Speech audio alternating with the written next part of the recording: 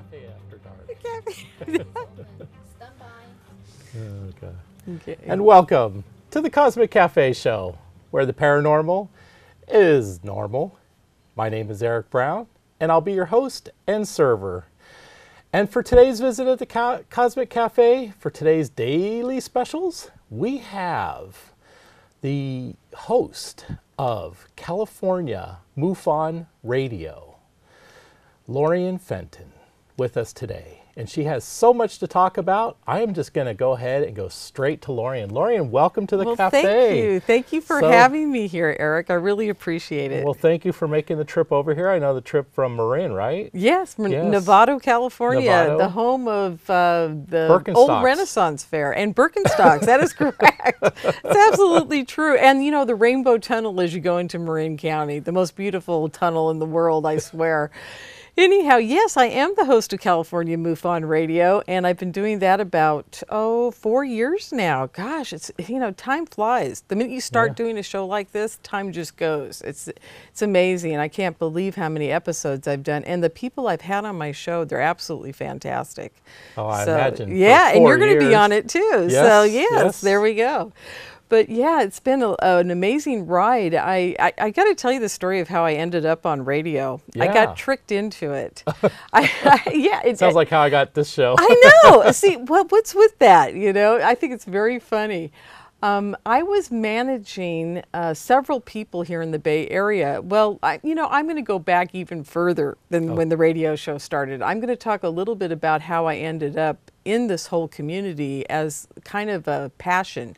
You can't say it's a job because there's no money in it, but it is definitely a passion. Yeah. So, that's how I see it. I see it as my contribution to changing the world's paradigm about how people that are being contacted in the UFO community and even the conspiracy buffs out there. I'm a huge conspiracy person, and we'll talk a little bit more about the conferences that I produce and what's coming up in 2016. Oh my gosh, I've got some amazing stuff coming down the pike. Oh, looking forward to it. Yeah, it's going to be extraordinary. And I'll tell you a little bit about the last two I did in October and November. But anyhow, I digress, as usual. I'm on a tangent. So I got real sick in 2009, and it's kind of a long story, but I think it sets things up really well for everybody to understand what happened to me and the rabbit hole that I fell down in on September 22nd and 23rd, 2011. Oh my gosh. Oh yeah, I even know the dates. I was going to comment about that. I can almost pinpoint the hours too. But back in 2009, it was the end of July, and I walked into my room, my bedroom, and I turned on the air conditioner for the first time that summer. It was getting warm. So I flipped it on and I thought, I better get out of here because, the first time you turn it on, it's kind of funky. So I got to get out of the room so I don't breathe the air, right? Well, I took a deep breath as I was thinking that and turning on my heels to get out of the room. Took a deep breath and I felt something hit the back of my throat and I thought I'd swallowed a bug or inhaled a bug. Oh, okay. And it felt very bizarre. It felt like it burrowed into my back of my throat. And I thought, oh my God, what is this bug doing in the back of my throat? It's going to kill, that was all I could think at the moment. So I'm swallowing and finally the sensation went away. Yes. Within 12 hours, I've got 102 fever, and I feel really funny. I mean, really funny. And I go to the clinic in Novato, and because it was like 4 o'clock in the afternoon on a Friday. I think I turned the air conditioner on Wednesday evening, and this whole thing happened rapidly. So I had no doctor to go to at that moment to make an appointment. So I end up at this clinic. I walk in the door, and the nurse looks at me, and she goes, well, the H1N1 virus is going around. You might have it. Oh, no. And I'm like, oh, no. She goes, then I thought to myself, well, they've got drugs for that. I'll be fine, whatever. So they send me home with some antibiotics, and they say, just take these, and if you don't feel better by Monday, let us know. Fine. The weekend goes by. I'm getting progressively worse. Every 8 hours, the temperature's going up half a degree. It just keeps getting worse and worse. And by Monday, I'm starting to hallucinate. Oh my gosh. And I'm thinking, oh my gosh, this is really H1N1. I better go to the doctor again. So I end up at the emergency room. They took an x-ray of my chest right off the bat because apparently what H1N1 does is it gives you pneumonia. You don't die from the flu, you die from pneumonia. And Yeah, that's I've how heard it that. kills people. So they were very concerned. So they checked my lungs. They're absolutely clear. Huh. And they say, well, we don't know. We think you might just have the flu instead of Okay. H1N1. Well- And I said, okay, great. And they sent me home again. By Wednesday, I'm starting to hear sounds in my chest. Uh-oh. And I'm hallucinating even more. My temperature's up to about 104 at this point. Yeah. And I'm getting sicker and sicker. So I end up back in the ER. And they take an x-ray of my chest, and this time they're like, oh my God, you've got pneumonia. And I go, how does it develop that quick? And they go, well, it usually doesn't, but it's okay. It's You're lucky. pneumonia. You won the lottery, the pneumonia lottery. And I said, okay, great. So what do we do now? And they go, well, take these antibiotics. It should break your fever, get rid of the pneumonia that's developing, and you'll be fine. If you're not fine by tomorrow or the next day, let us know. By Friday, my roommate found me on the floor by my bed. Oh my God. I was hallucinating. It was great. It was kind of fun. I kept thinking there were geese flying out of my chest in big. I know. I was hallucinating hordes of, not Were they hordes, but Canadian flocks geese? of geese. Yeah, they were actually.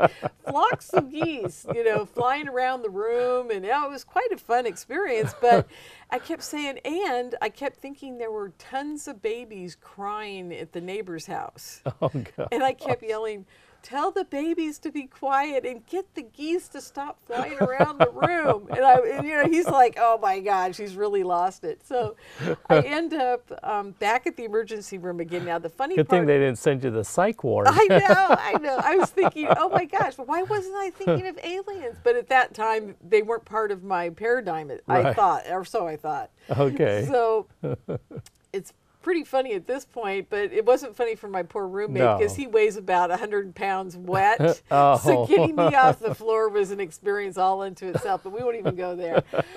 So I end up at the ER. We pull into the bay where the ambulances go into. Oh, okay. And you can see into the emergency room. And Okay. there is a big window there, and there's also, the curtains were all open to Okay. where the doctor was working in the ER. Right. And it's the same doctor that worked on me Monday and Wednesday. Oh. Okay, so at least he knew apparently, now you. I don't remember any of this, but apparently he saw me out in the car and he took one look at me, and he had all the nurses running out there. They got a gurney, a wheelchair, they got whatever they could, and for some reason he knew I was dying. Oh. And I thank him to this day. He's a great guy. I really like him. I've seen him several times since then. But he goes, I knew you were dying, and I knew I had to do something quick, like immediately. Wow. And he was right. I was about 30 minutes away from dying, maybe sooner. My Okay. blood oxygen, I was getting no oxygen to my lungs at all. My blood oxygen was down to 1. I Wow. passed out from the car going to the gurney in the room. They got me on a gurney. I don't know how it all happened, honestly, because I wasn't really awake for any of it. Wow. But I do remember this. I remember sitting up and saying, I don't want to be here. I remember that distinctly. It was the only coherent thought I had for that whole day. And he took his hand, he pushed me back onto the gurney. I mean, literally pushed me down. And the next thing I know, he says, this is going to hurt. And I went, okay. Famous last words. Famous last words. And this is graphic and kind of gross, but they cut a hole into my jugular vein. Oh. And they put an 8-inch port. They call it a port pipe or Oh. whatever it's called, a stent or something like that, from my neck in my jugular vein down to my heart. Oh, wow. And they sewed it in. Oh, my gosh. And then 3 nurses are around my gurney, and I'm looking up going, gosh, this is like that X-Files episode where those nurses, they're cutting off his limbs. I'm thinking, oh my God, I hope this isn't going to happen to me. and there's 3 nurses there, and I swear to God, this was so funny. There was a light-colored antibiotic, a medium-colored antibiotic, and a dark-colored antibiotic. And I kept thinking, oh my God, this is like beer tasting. Oh, this is so cool. What are they doing? And they were pumping, literally standing around the gurney, pumping the antibiotics into my heart. Oh, wow. Because that's how That's quick. interesting. Yeah, it's how quick they had to get it into my system to try to break anything up inside of my lungs. Oh, my They gosh. were, the next thing they were going to do is send me into emergency surgery to start suctioning out the material. But this worked. They gave it 15 minutes and it started to work. Somehow it worked very quickly. Let's hope that this guy is still alive. Yes, Yeah, let's hope so unlike too. Jerry, who Unlike has Jerry. passed to Yeah, the other who bit side. the dust on that one. Yeah. Yeah, very sad. Good old Jerry. Anyhow, Yeah. back to the story. So then a couple other things happened. The Unitarian minister came in because I didn't know if I was going to make it through the night, and that was scary. That was really scary. I had never been through anything like that before. Then I had some very bizarre hallucinations, which I'm not going to go into now, but they were very prophetic. And just a lot of crazy things happened around that. But the outcome of this whole thing was that I thought something had hit the back of my throat. I was absolutely convinced of this. And as the years progressed and all the things that happened to me started, unfolding around the whole experience I had in September, which we may not get to in this show at all, but I don't know. We'll see. But about 2 years later, after this whole experience happened, no, it was a year later, I'm sorry, it was a year later, I go back to the ER, Okay. and I got the flu, and they always said to me after they let me out of the hospital, please come back and see us right away if you feel like you're getting sick again. And I said, okay, no problem. So I got kind of sick one day, and I said, I better go to the ER just to make sure that there's nothing really wrong here. Okay. I get to the ER, a nice young woman doctor shows up at my bedside, and I told her the story. She goes, well, let me go look at your chart from when you were admitted the very first time, and now let's do an x-ray and let's compare everything. So, and I said to her, I don't know why I asked her this. I said, I've never seen you here before. Where are you from? She goes, well, I just got through working at the CDC. And I'm an Army doctor, and I've been in the military for years, and I'm looking for the hospital I want to work at full-time as an ER doctor. And I said, that's great. Are you on a rotation? She goes, yeah, I'm on this great rotation, and so let me go get your chart. Okay, great. So I'm laying there. She comes back with my chart, and she goes, this is so odd. I said, what do you mean odd? Because this is my first inclination that yes. Oh, they never told me the whole time I was in the hospital. I was in there 2 weeks. I was isolated in a room.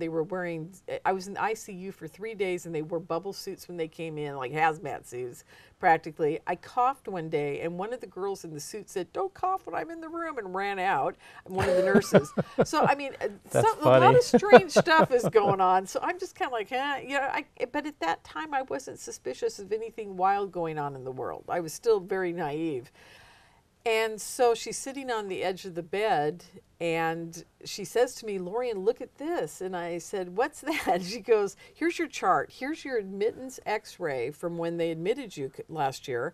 And she goes, I don't know what this is. If it's not pneumonia. And I looked at her, and I'm like, oh, really? What do you think it is? And she goes, well, it looks like cotton balls. It looks like someone stuffed all these cotton balls in your lungs. Oh, my God. And I said, yeah. She goes, and then under her breath, she kind of looks down at the chart, and she goes, God, if I didn't know better, I'd swear it was man-made. Then she catches what she says, closes the chart, and says, you're going to be okay. I think you just have a cold. I'll see you later. She takes off. I'm like, okay. Did you ever get copies of those images? Or no, they haven't No? at the hospital. I probably should do that. But Yeah, anyhow, get some copies. I will.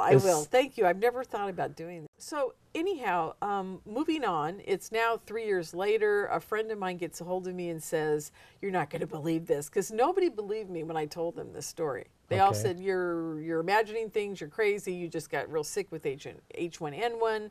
I said, well, then how come they never could isolate it to find out what it was? And they took blood every day, like gallons of blood, and they could never figure out what was wrong with me and culture it. So 2 or 3 years later, a friend calls me out of breath.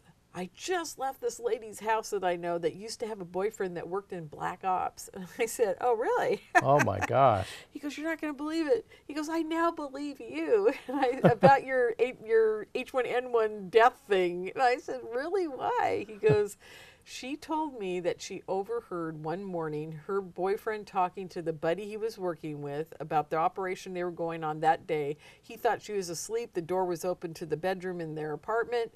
She heard them talk about going to people's homes and putting in biological weapons in their air conditioning units at their houses, and they were posing as water meter guys or PG&E guys or, whatever. Right, a utility person. And these are targeted individuals instead of, like Legionnaire's disease where they target a whole community. Yeah.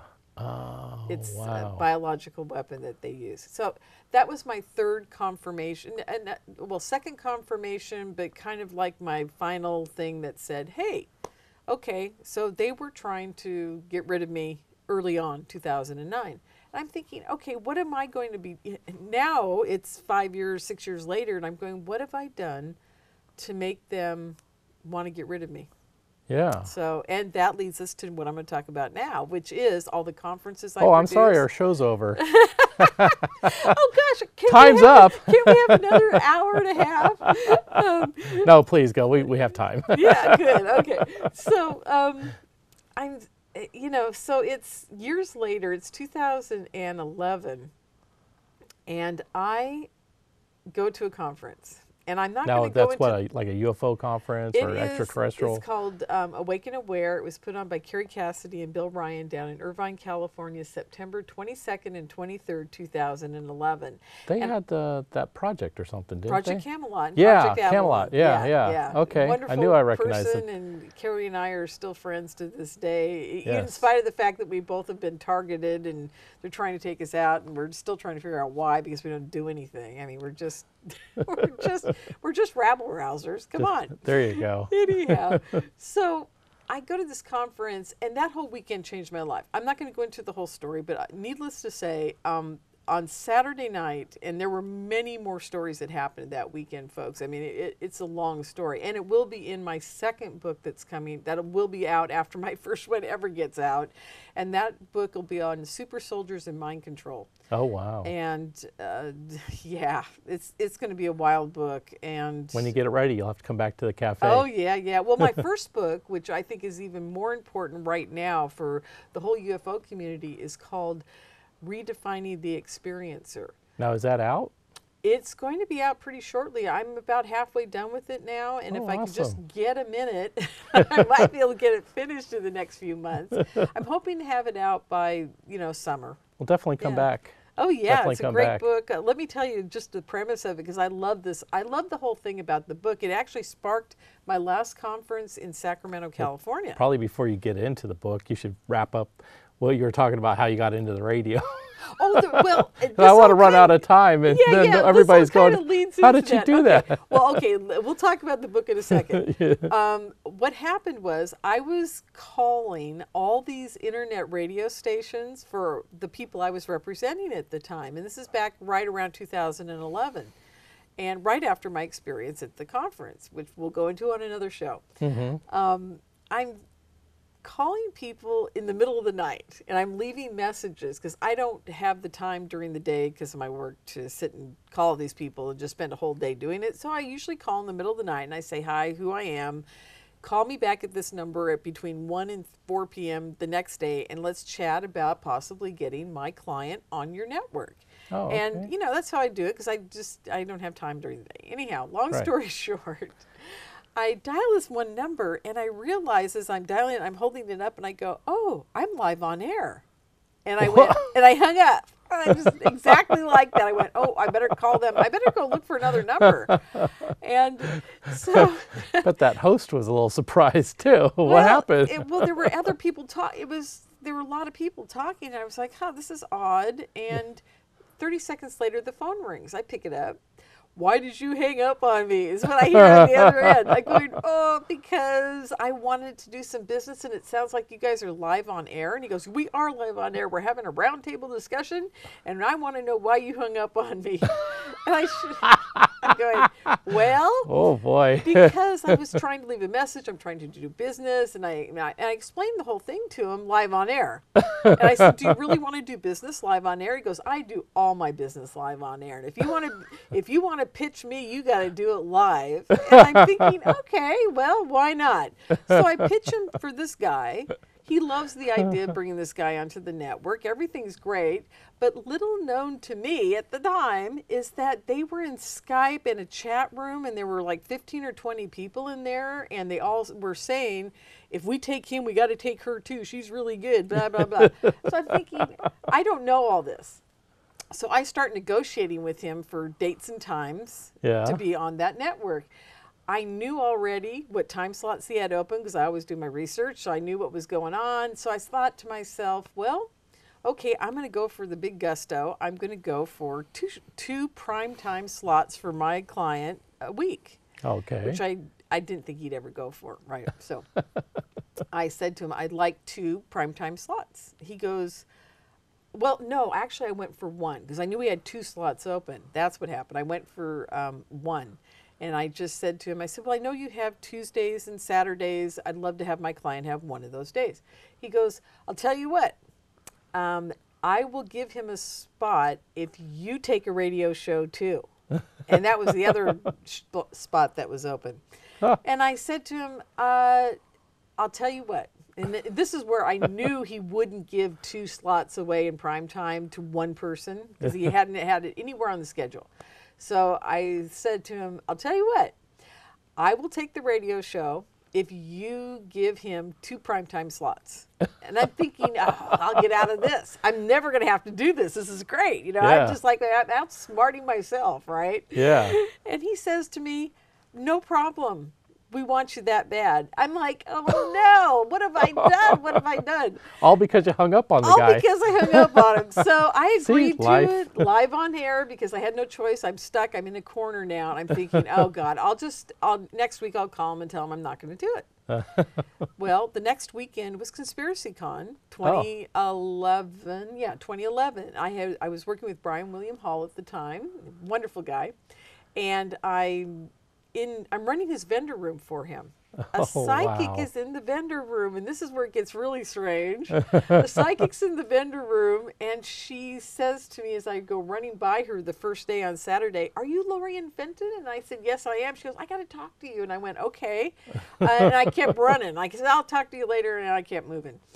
The next day, it's Sunday afternoon, and she sees me coming at her, and I see her, and she grabs my arm, and she goes, you got to sit down, and she throws me into a chair, and she says, your dead boyfriend has been coming to me since Thursday night, sitting at the edge of the bed here at the hotel, telling me to tell you this.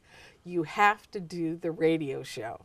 Oh my God. I'm like, now I'm flabbergasted. I'm like, why? I don't want to do the radio show. Okay, let me ask you something. Let me ask you. All right, it would be easy for her to have guessed about the radio program, but the dead boyfriend part. And she described him how would she perfectly. Know that? No. Perfectly, and she knew his name. I'm getting goosebumps. She knew his name. She goes, she knew his name? Your dead boyfriend, Robert. I was like, I said, you call him Bob. And I said, yeah, that's Bob. Pretty. And I'm thinking to myself, anybody could have figured that out, right? But, you know, it's a 1 in a, 500 chance she'd pick Robert. Yeah. Okay.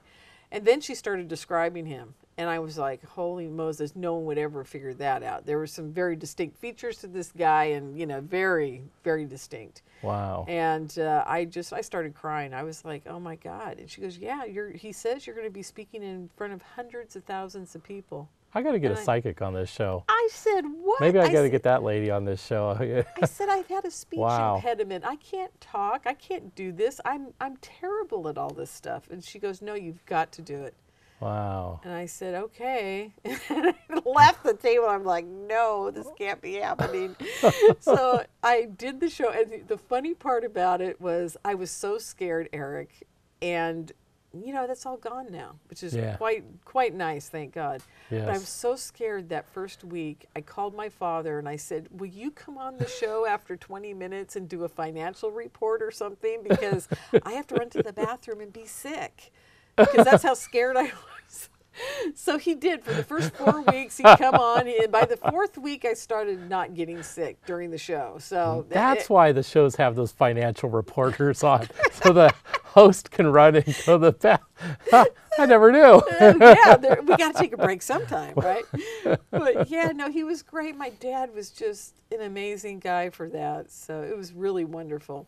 Hey, we got about 3 minutes left of You're the show. kidding. I know it's going by fast. What happened? So I want to make sure that you get your contact information for Lorien. Yes, people can Mufon find out Radio. about me at lorienfenton.com, and that's spelled Lorien Fenton, F as in Frank, ENTON.com.